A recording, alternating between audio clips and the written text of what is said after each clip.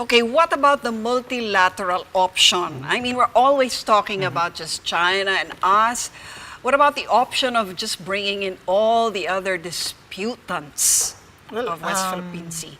I think there's a lot of misunderstanding about bilateral, multilateral discussions, no? As if they have to be one or the other. Actually, you need to use both, depending on the issue, depending on the strategy. No? There are some things that necessarily are only bilateral. No? Some issues, for example, Scarborough Shoal is a dispute only between Philippines and China. None of the other Southeast Asian countries are claiming it. No?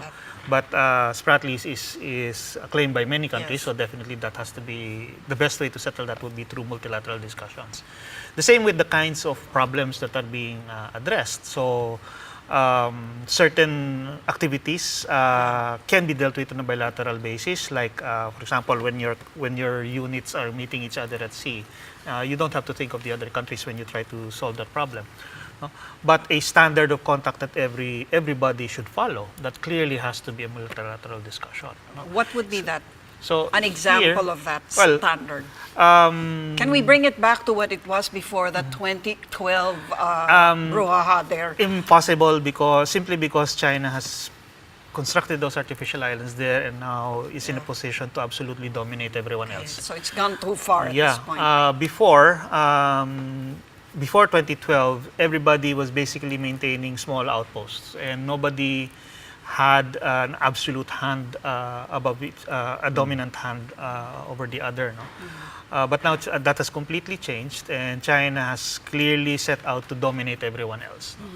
Those islands, those Coast Guard, Navy, and maritime militia forces that are deployed using those bases, that is clearly meant to establish a kind of control over the area.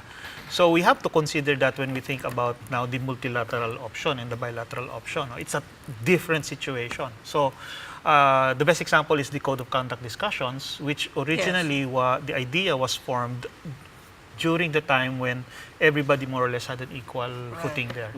But now, with China having achieved dominant position and in a position to impose itself on the rest, no, you have to question whether a code of conduct, as originally conceived, is still relevant to the situation. So you have to change. Or at least it's a code of conduct now given a new set of givens. Yes. So that's why the question of whether it should be legally binding or not is one of those key issues. No? Before, it was a good idea on the presumption that everybody will abide by a set of rules equally, no? On equal footing. But now, obviously, if you impose a legally binding document where only one state is dominant, that becomes a disadvantage to the smaller countries. Even if they were to use ASEAN as a vehicle for that? Yes, even if it's ASEAN. No?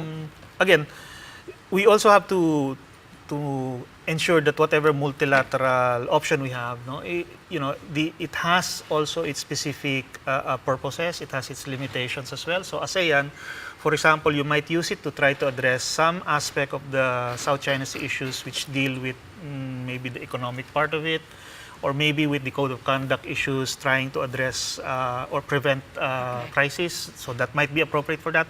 But for it to resolve the entire South China Sea disputes, no, I don't think it's the appropriate one.